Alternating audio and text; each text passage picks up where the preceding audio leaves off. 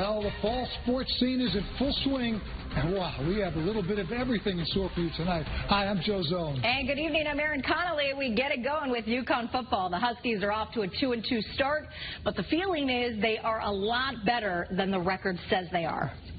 I love your positive attitude, Joe. Thank you. Jim Moore responding when I suggested that the Huskies are just 2 plays away from being undefeated.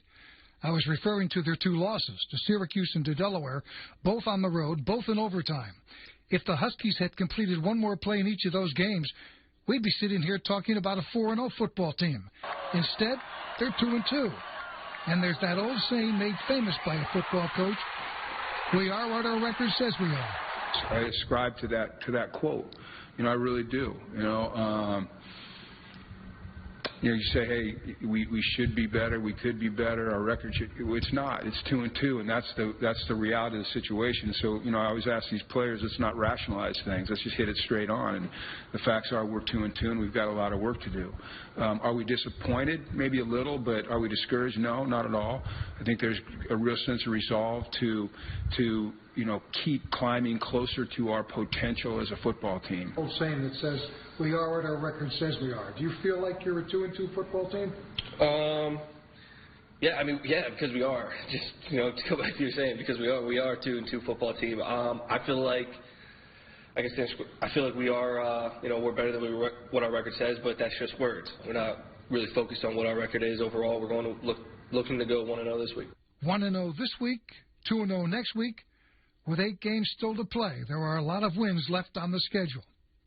And the Huskies get back to it tomorrow on the road at Buffalo, still looking for their first road win of the season. And they'll be looking around for an old friend and teammate because the starting quarterback for Buffalo is Taquan Roberson. Roberson played quarterback for UConn in 2023, threw for more than 2,100 yards, 10 touchdowns. A knee injury ended Roberson's season. He later moved on to play at Kansas State, now at Buffalo. Well, we have a ton of respect for Taquan. He was here. He gave it his all. His career started out with a bang, against Utah State. Takes us down and we score. And then, he gets hurt. He blows out his knee when he's scrambling towards our sideline. And it was, really unfortunate. He fought his way back. And, this is a guy that is in his 7th year. It hasn't been easy for him, but he has just had great perseverance. Perseverance for sure. He's played at 4 different schools. That's a pretty good indication of what happens in college football now with so many players transferring through the portal. And I'll be on the road with the Huskies in Buffalo, bringing you complete coverage of tomorrow's game.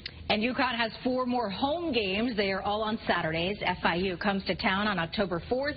Then the Huskies are home for 3 weeks straight in November to take on UAB, Duke, and Air Force. If you haven't been to a game just yet, there is still plenty of time left to see the Huskies in action this season. Tickets for the remaining home games are available right now. Just scan the QR code on your screen and get your football tickets today.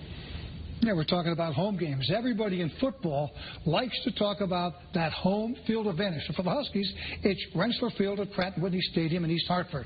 UConn's been playing its home games there for more than 20 years. And each week, Joe, the field just looks exceptional. Marc Robbins joining us now with a closer look at how the field's maintained to keep it looking and functioning at the highest levels, Marc. Aaron and Joe, it's beautiful, pristine, oh so lovely, week after week. The UConn football program quite appreciative of the facility and all the work that it takes to keep that field manicured, fast, and living up to its potential. The field comes to life each week thanks to the tender care and creative artwork done by Jim Lapatino and his department of 1 full-time and 3 part-time employees. This crew tends to the mostly Kentucky bluegrass year-round. A big project throughout the season is painting the lines, hash marks, and logos that are prominently displayed all over the field. The work is meticulous. It's a blend of math and mechanics. You have to paint every game. You need it to be bright, to just have that pop with the green of the grass and the really, really bright white. It just shows up better on camera, and everybody in the stands. It just looks so much better. Looking at the big picture of the field, you'll notice the different shades of green in the grass, and that comes from mowing with and against the grain. Jim does it every 10 yards, so the Husky head at midfield and other logos pop with color. Typically, we get it all done in one day.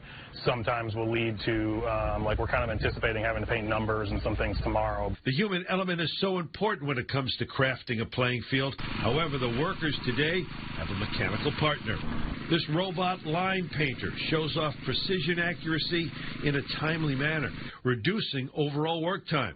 And Jim's all for it. This industry's kind of always had a relationship with equipment.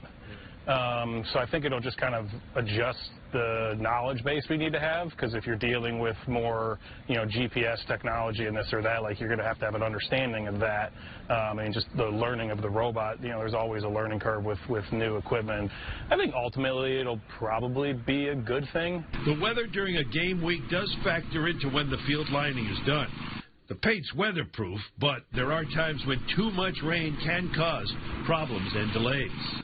I don't like painting on Fridays the day before the game. Too many, just unknowns.